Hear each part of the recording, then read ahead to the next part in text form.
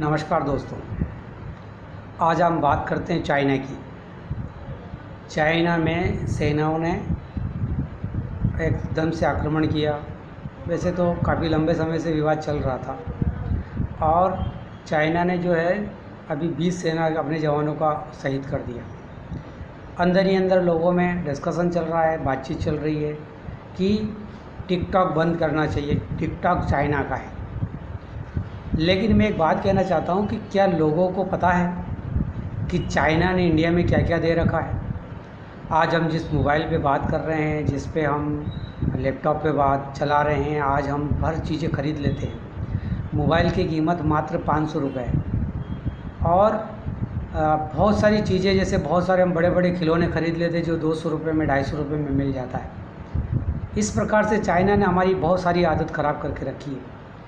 अगर चाइना का टिकटॉक के साथ साथ हमको बहुत सारी चीज़ें छोड़नी पड़ेंगी, नहीं तो हम चाइना का बहिष्कार नहीं कर सकते। दूसरा, चाइना का हर व्यक्ति घर में बैठकर स्वरोजगार करता है, काम करता है। चाइना में हर व्यक्ति नए नए प्रोडक्ट बनाता है, लोग दिमाग लगाकर घर में काम तैयार करता है। हम कहाँ हैं? क्या हम भी ऐसी तैयारी कर रहे हैं? अगर चाइना का टिकटॉक या चाइना की चीज़ें को छोड़ना है तो सबसे पहले हमको अपनी आदत बदलनी पड़ेगी। आपको याद होगा, ये वर्ष 2000 के पहले या 94 से 99 की बात हम करें तो मोबाइल की कीमत 25,000 से 50,000 रुपये हुआ करती थी। वो भी सिर्फ डंडी वाला मोबाइल होता था, स्क्रीन टच नहीं था, हम एक दूसरे से बात करने वाला मोबाइल नहीं था, वायरलेस हुआ करता था। लेकिन आज मोबाइल 500 रुपये में हो गया। तो ये आदत किसने ख़राब की? चाइना ने हमारी आदत ख़राब कर दी। हमारे बड़े बुज़ुर्ग, हमारे बाकी लोग हमको एक कहानी सुनाया करते हैं कि हमारे यहाँ देश के अंदर चाय नहीं थी। अंग्रेज़ जब आए थे तो बॉम्बे में उन्होंने फुटपाथ के लोगों को बुला करके सबको फ्री में चाय पिलाई थी, लगभग 1 सप्ताह तक। उसके बाद उन्होंने चाय बनाई लेकिन फ्री में पिलाना बंद कर दिया। फिर वही फुटपाथी लोग आए, उन्होंने बोला साहब चाय, क्योंकि आदत पड़ चुकी थी, हमको चाय दो। लेकिन उन्होंने कहा भाई अब चाय का 2 पैसा लगेगा। आज पता है हमारा देश चाय का गुलाम है। क्यों? क्योंकि हमारी आदत पड़ चुकी है। सेम हमने चाइना की एक तरीके से गुलामी स्वीकार कर ली।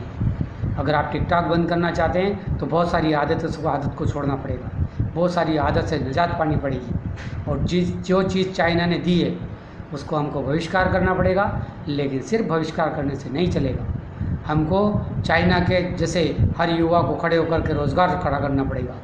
जो चीज़ हमको आवश्यकता है वो हम खुद को निर्माण करनी पड़ेगी। क्या हम सब में इतनी शक्ति है?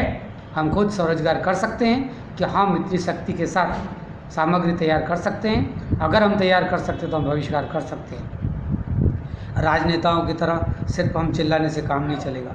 हर एक युवा को खड़ा होना पड़ेगा, चाइना से टक्कर लेनी पड़ेगी।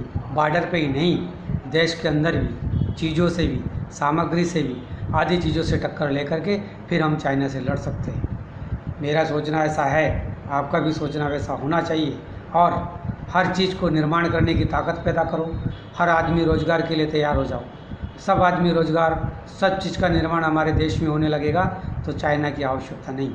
चाइना को तो हम धक्का मार के बाहर कर सकते हैं, लेकिन उसके पहले हमारी आवश्यकताओं को पूरा करने की आवश्यकता है। हम भी हमारे यहाँ ऐसा प्रोडक्ट बनाना शुरू कर दें जो हमारे लोगों को, हमारे युवाओं को सस्ती कीमत में मिले और फिर टक्कर लेने के लिए तैयार होगा।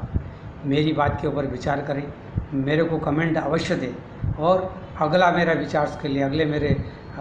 अगले मेरे कमेंट्स के लिए आप तैयार रहें। नमस्कार।